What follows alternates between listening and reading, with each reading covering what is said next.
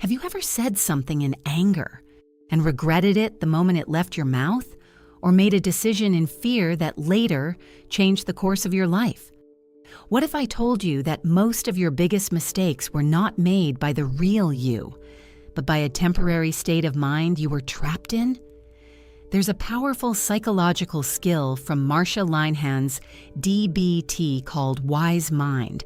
And once you understand it, you may never look at your thoughts, emotions, or reactions the same way again.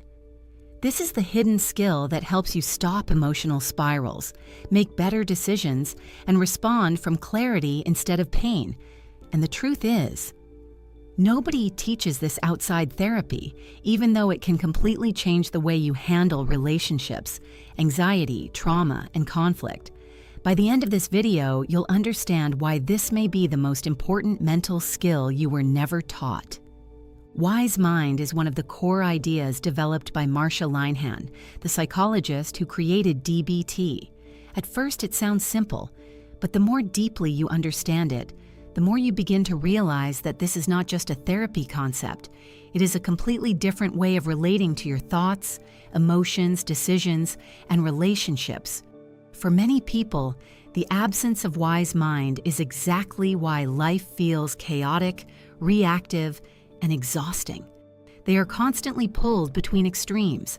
Either emotion takes over or cold logic disconnects them from what they truly need. To understand wise mind, you first need to understand the two mental states most people live in without even realizing it. The first is what DBT calls emotion mind. This is the part of you that is driven primarily by feelings. When you are in emotion mind, your emotions become the lens through which you interpret reality. If you feel rejected, everything suddenly looks like rejection. If you feel afraid, every uncertainty starts to feel dangerous. If you feel abandoned, silence from someone else can instantly become proof that they no longer care. In this state, feelings are not just experiences. They become facts. Think about how many times someone has sent a short text message and immediately your mind starts spiraling. Why are they being distant? Did I do something wrong? Are they upset with me? Within minutes, your body reacts as if the worst possibility is already true. Your heart rate increases, your chest tightens, your thoughts race. That is emotion mind in action. It takes an internal feeling and turns it into an external reality. Emotion mind is not bad.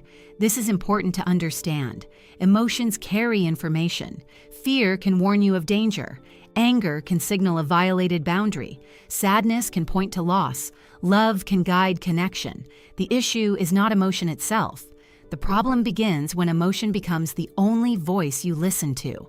On the other side is what DBT calls reasonable mind.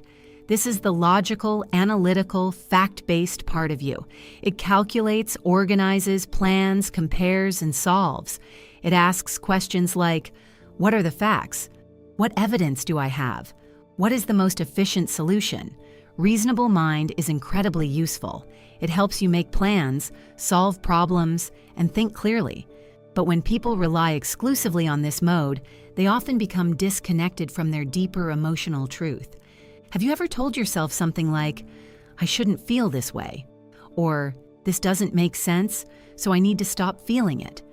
That is often reasonable mind trying to overpower emotional reality. The problem is that emotions do not disappear simply because logic argues against them. In fact, suppression often makes them stronger. This is why so many people feel divided within themselves. One part says, be rational. Another part says, but this still hurts. One part wants control. Another part wants release. And when these parts remain in conflict, life becomes a constant internal battle. Wise mind is the place where these two states meet. Wise mind is not halfway between emotion and logic. It is deeper than both. It is the part of you that can acknowledge your feelings without becoming consumed by them, while also seeing reality clearly. It is where emotional truth and rational truth coexist. It is calm, grounded, and deeply intuitive.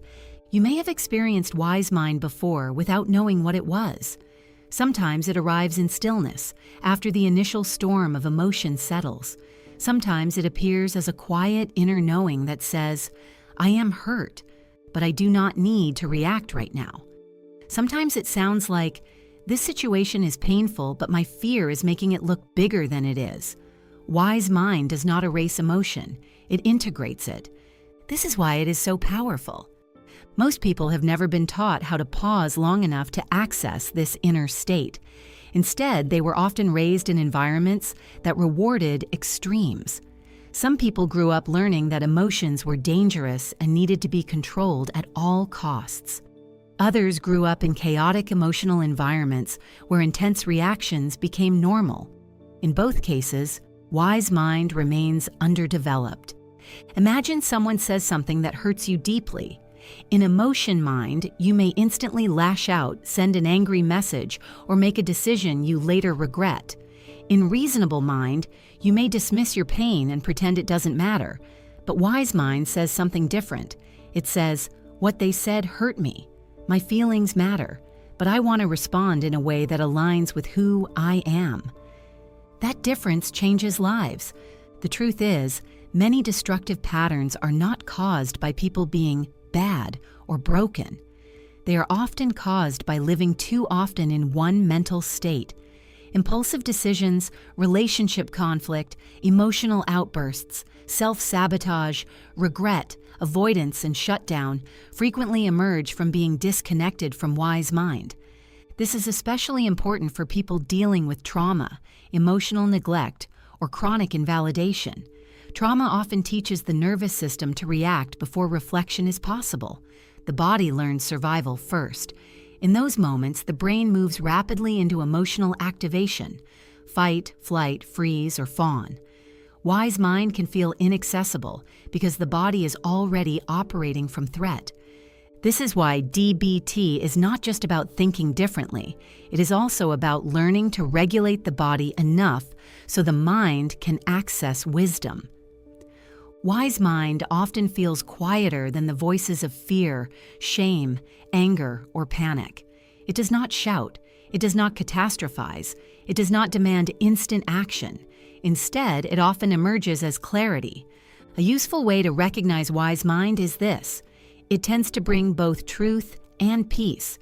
Not comfort necessarily, not instant relief, but peace.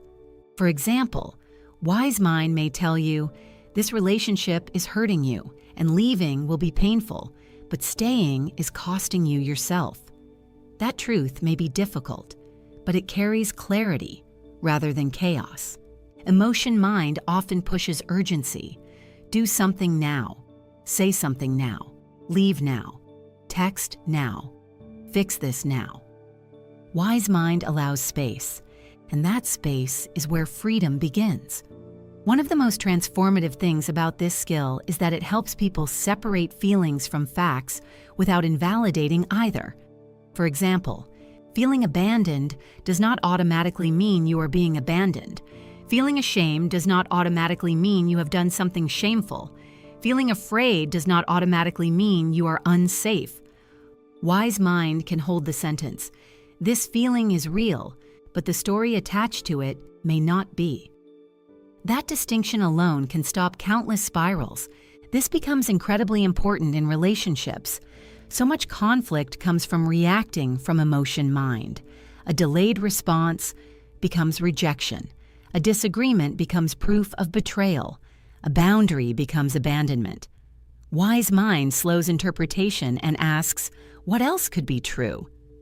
Sometimes the most powerful use of wise mind is not in what you do, but in what you stop yourself from doing. The message you don't send, the accusation you don't make, the decision you don't rush, the bridge you don't burn. Wise mind creates the pause between trigger and action. And in that pause, identity is formed. Because ultimately, your life is not shaped only by what happens to you. It is shaped by how you respond. Many people spend years feeling ashamed of their emotional intensity. They think something is wrong with them because they feel deeply. But DBT teaches something profoundly healing. The goal is not to become less emotional. The goal is to become more integrated. Your emotions are not enemies. Your logic is not enough. Your wisdom lives where both meet. This is also why wise mind can feel almost spiritual to some people. It often resembles what contemplative traditions call inner knowing, centered awareness, or deep presence. It is the place within you that can witness thoughts and feelings without immediately becoming them. Instead of saying, "I am angry," wise mind helps you notice, anger is present right now. Instead of saying, "Everything is falling apart," wise mind says, "I notice that fear is telling me everything is falling apart." That subtle shift creates psychological distance, and distance creates choice. A person without access to wise mind often lives reactively. A person with access to wise mind begins to live intentionally. This skill becomes especially powerful in moments of emotional pain. When shame hits, wise mind reminds you that shame is an emotion, not an identity. When fear hits, wise mind asks whether the danger is present or remembered. When anger hits, wise mind helps distinguish between a true boundary violation and an old wound being activated. Sometimes what we think is about the present is actually about the past. Someone cancels plans, and suddenly the pain feels much larger than the situation itself. Wise mind may gently reveal that the intensity is not only about today, it is touching something older. Perhaps a wound of rejection, abandonment, or invisibility. This is where deep healing begins. Because wise mind doesn't just help you respond better, it helps you understand yourself more truthfully. The more you practice it, the more you start to recognize patterns in your inner world. You begin to see when you are spiraling. You begin to notice when your mind is turning emotion into certainty. You begin to catch yourself before reaction becomes consequence. And over time, this creates emotional maturity. Not perfection, not numbness, not endless self-control. Maturity, the ability to feel deeply without losing yourself, the ability to think clearly without abandoning yourself, the ability to choose responses aligned with your values rather than your wounds. That is why wise mind is one of the most powerful DBT skills nobody teaches outside therapeutic spaces. Yet it may be one of the most important psychological skills any person can learn. Because every major life decision is affected by which mind state you are in, who you trust, what you tolerate, when you leave, when you stay, how you love, how you heal, how you speak to yourself, all of it. And perhaps the deepest truth of wise mind is this: it helps you become less controlled by your immediate state and more guided by your deepest self. That is not a small shift, that is transformation. Sami, the real power of wise mind is not in understanding the concept intellectually. It is in learning how to access it in the exact moments when you need it most. Because the truth is, nobody struggles to be wise when they are calm.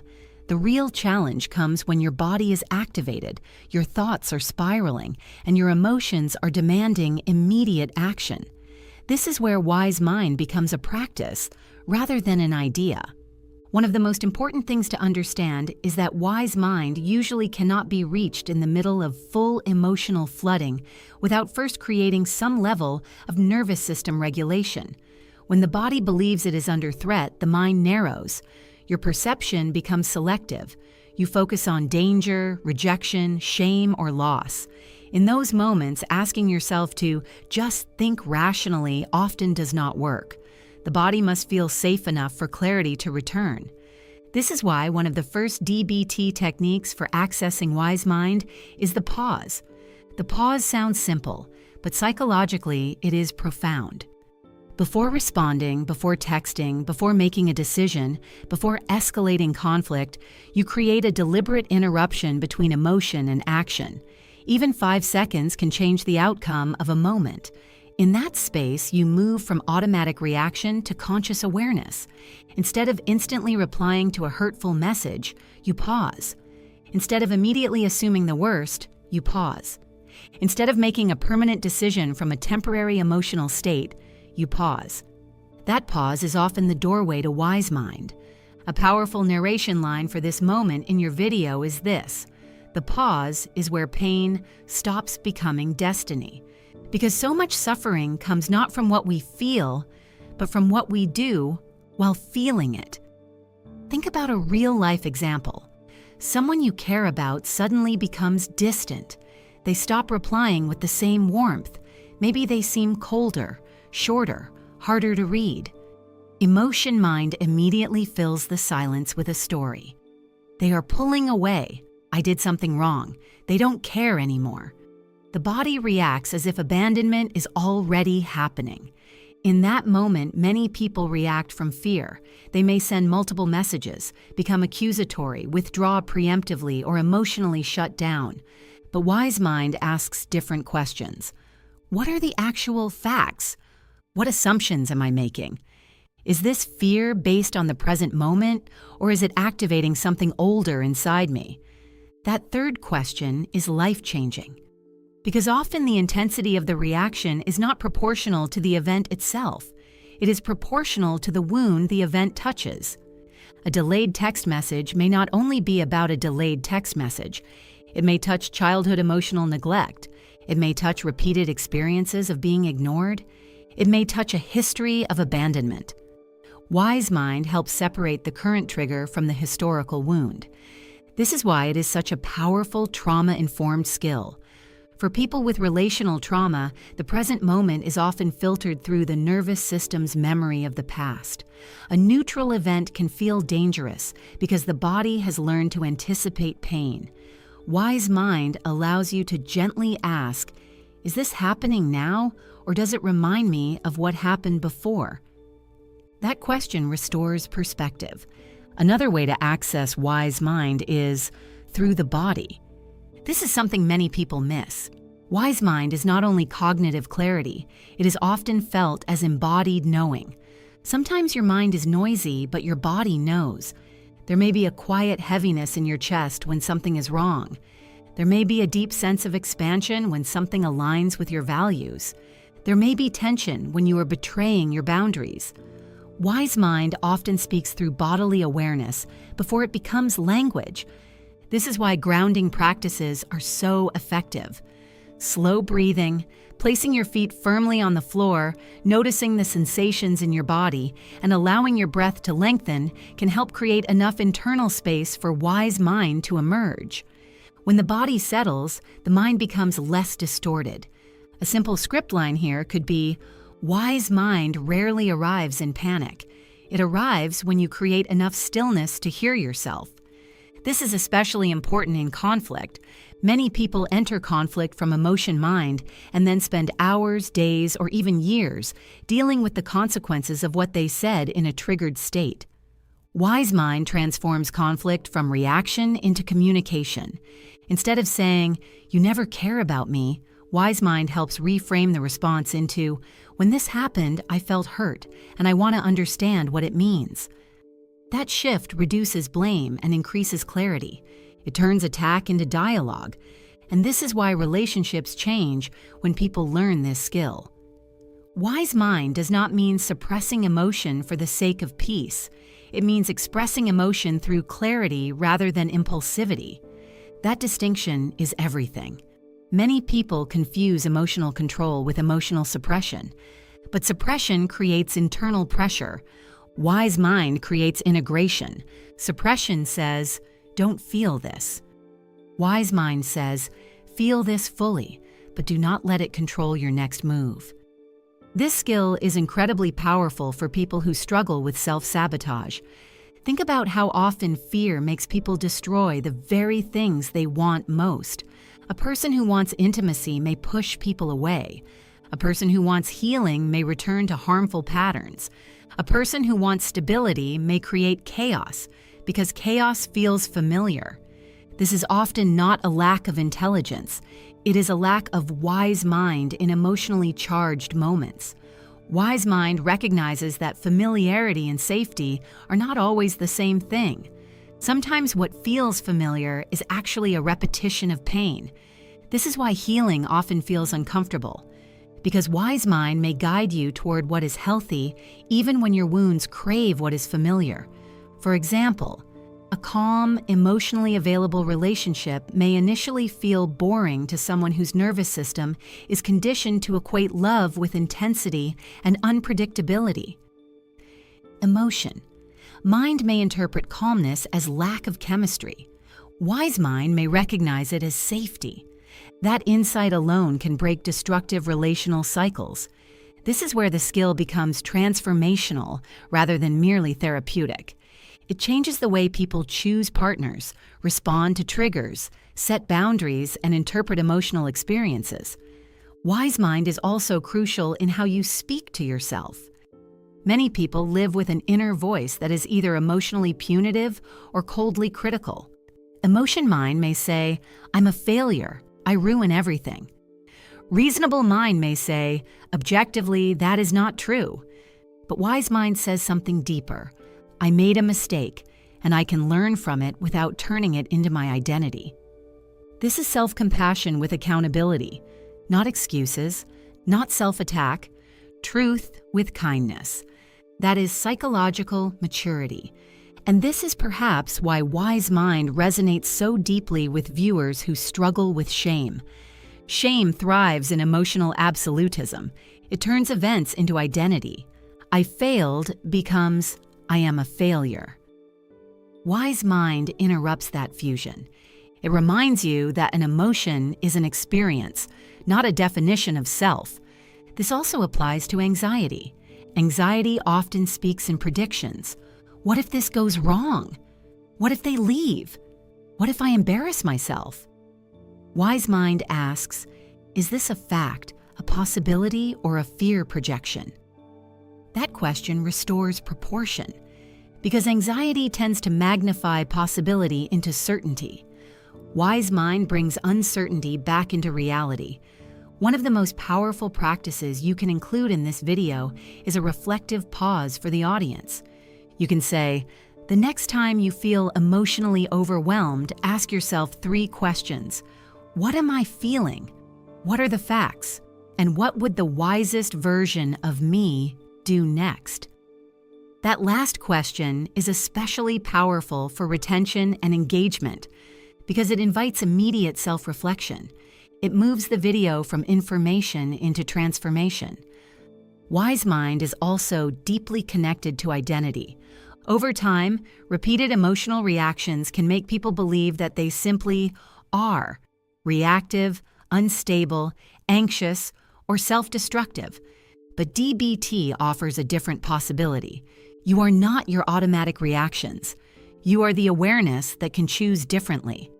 This is profoundly empowering because it means change is possible. Not through self-hatred, not through forcing yourself to be perfect, but through repeatedly practicing the pause, the observation, and the choice. Every time you choose wise mind over impulse, you are literally rewiring patterns. You are weakening old neural pathways of reactivity and strengthening pathways of regulation and intentionality. This is where neuroscience and therapy beautifully meet. The brain changes through repetition. Wise mind becomes stronger the more often it is used. At first, it may only appear after the damage is done. You react, then later realize what wise mind would have said. That still matters. Awareness after the fact is still growth. Eventually, the awareness comes during the moment, then before the moment, and that is when your life begins to shift. The same trigger no longer creates the same outcome. The same fear no longer controls the same decision. The same wound no longer writes the same story. This is healing in action. For many people, the most emotional realization is understanding that no one taught them this skill growing up. They were taught to suppress. They were taught to explode. They were taught to people please. They were taught to disconnect. But they were never taught how to hold emotion and truth at the same time. Wise mind fills that gap. It teaches you how to trust yourself, not the frightened self, not the numb self, not the impulsive self, but the integrated self, the self that can feel deeply and still choose wisely. That is real power. And perhaps this is the most important message for the ending of your video. The goal is not to never feel overwhelmed. The goal is to know that overwhelm does not have to decide who you become next. There is a wiser voice within you, a quieter voice, a steadier voice. A voice beneath fear, beneath shame, beneath panic. And the more often you listen to it, the more your life begins to reflect who you truly are, rather than what you temporarily feel. That is the gift of wise mind. It does not remove pain. It transforms your relationship with it. It does not eliminate emotion. It teaches you how to be guided by truth instead of consumed by reaction. And in a world that constantly pushes people toward extremes, that may be one of the most powerful skills anyone can learn. If this message resonated with you, pause for a moment and ask yourself, how many of my biggest regrets came from acting in emotion mind? And how different could my life become if I learned to pause and respond from wisdom instead? Because sometimes healing does not begin with changing your circumstances. Sometimes it begins with changing the mind state from which you meet them.